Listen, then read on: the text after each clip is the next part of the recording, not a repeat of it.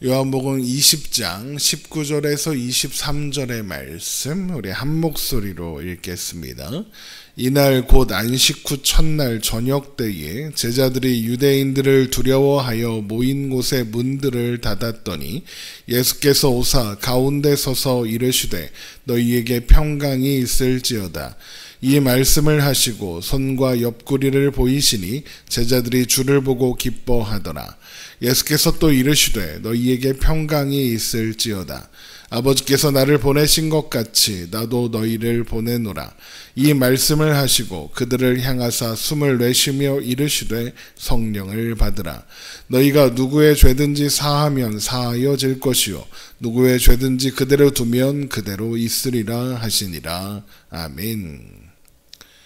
빈무덤을 확인하고도 아무것도 깨닫지 못했던 베드로와 요한이 돌아가고 빈 무덤 앞에 망연자실 울며 서 있었던 막달라 마리아를 예수님께서 부르시고 그녀를 부활과 승천의 첫 증인이 되게 하셨습니다.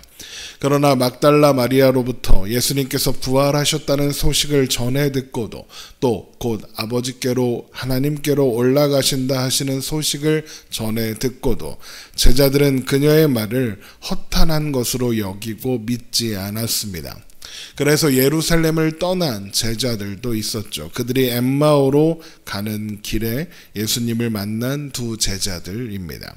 그런데 그들이 떠나고 얼마 후 여인들로부터 부활의 소식을 듣고도 믿지 않았던 제자들이 모여있는 방에 예수님께서 오셔서 가운데 서시고는 너희에게 평강이 있을지어다 라고 말씀하셨습니다. 요한복음 20장 19절입니다.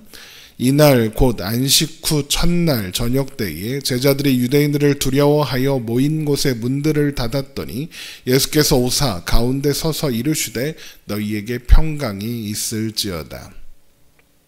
그들은 아마도 이후로 어떻게 해야 할지 대책을 세우기 위해서 모였을 가능성이 있습니다. 그들이 따르던 스승은 신성 모독죄로 몰려 죽임을 당했고 유대 당국은 여전히 그의 제자들을 찾고 있었을 테니까요.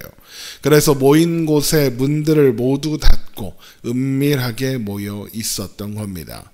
그런데 바로 그런 상황에서 예수님께서 그들 가운데 오셔서 서신 겁니다. 문을 열어달라 하지 않으셨고 문을 두드리지도 않으셨으며 아무도 문을 열어드리지 않았습니다. 말 그대로 제자들이 모인 곳 한가운데에 홀연히 나타나신 겁니다.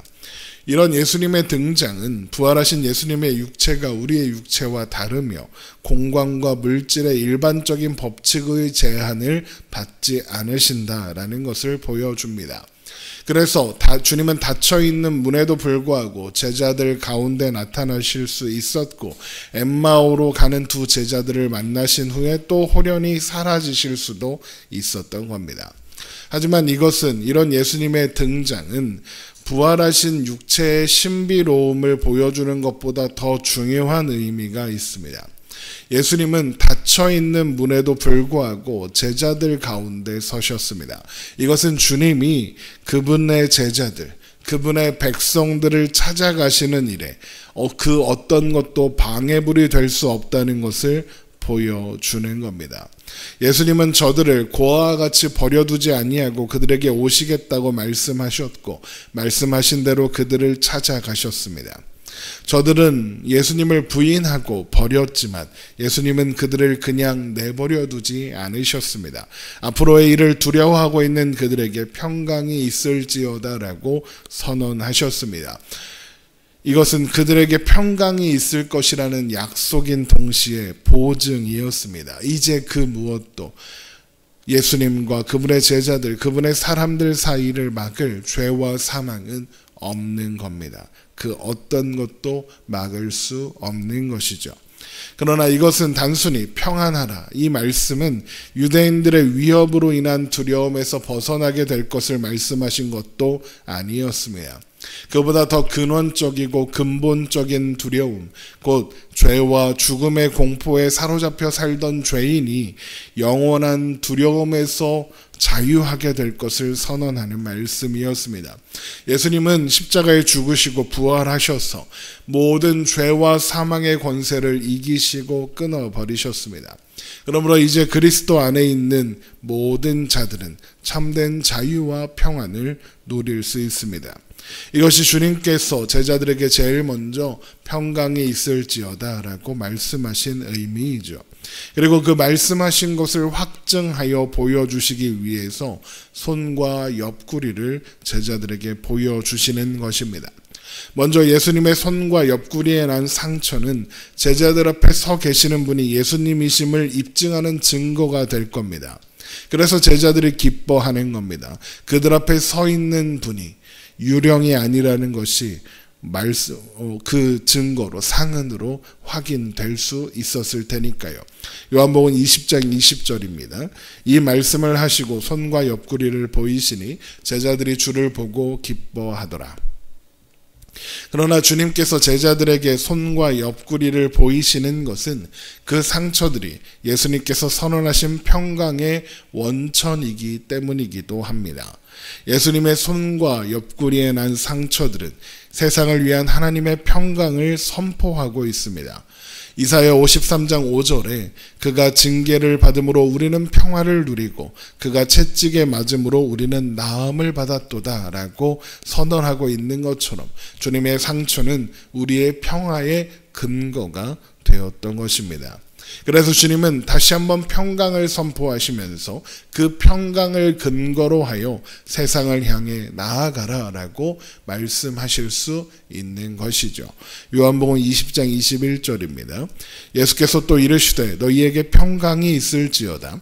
아버지께서 나를 보내신 것 같이 나도 너희를 보내노라. 그러나 그들은 혼자 가지 않습니다. 신자는 단 한순간도 혼자 있지 않습니다. 하나님이 보지 못하시거나 외면하시는 순간은 신자에게 없습니다.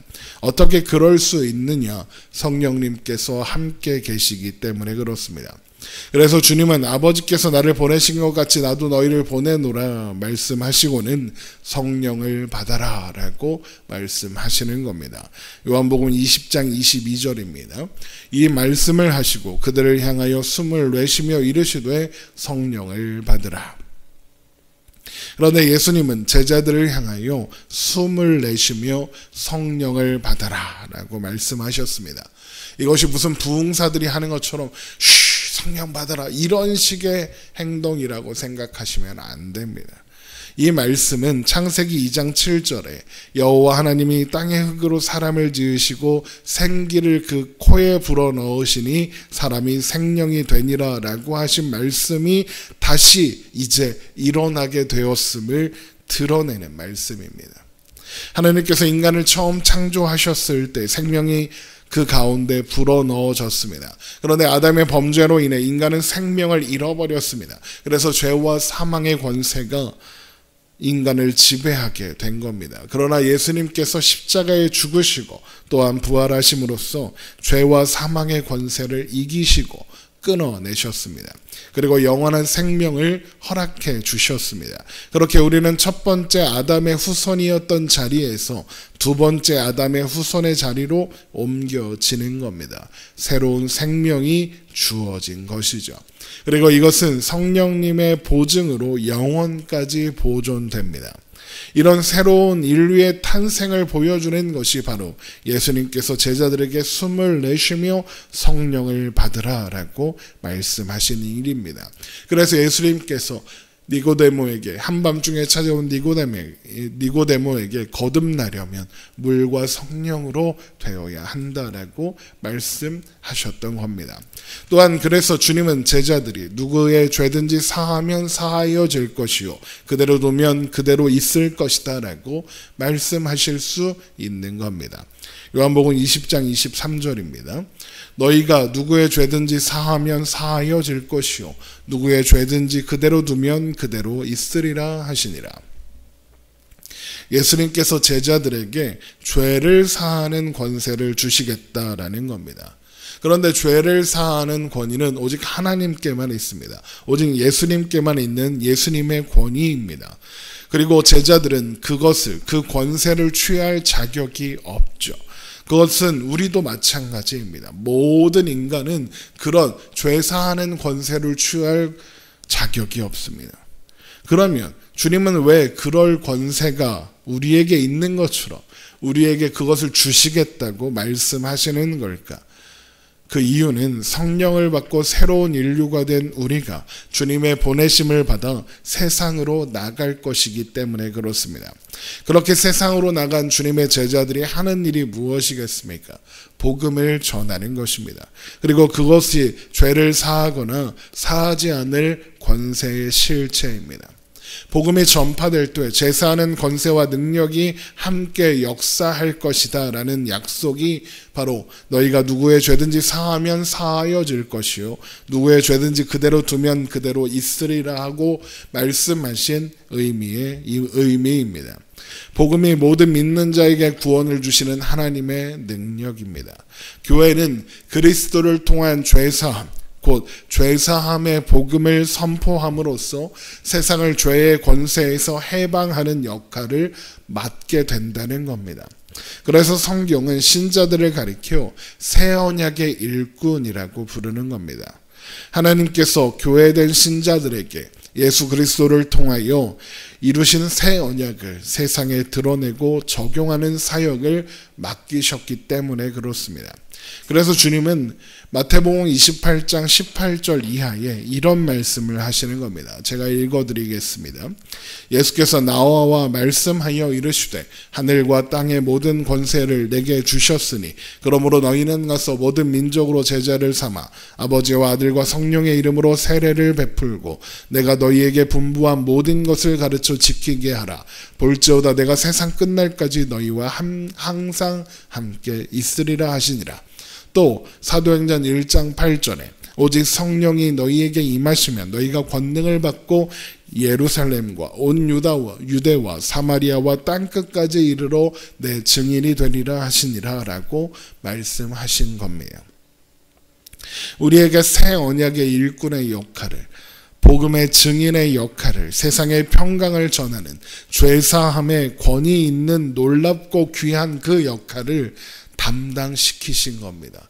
우리가 그 역할을 맡고 있는 것이죠. 그렇기 때문에 그러므로 우리의 삶이 복음으로 가득해지기를 소망합니다.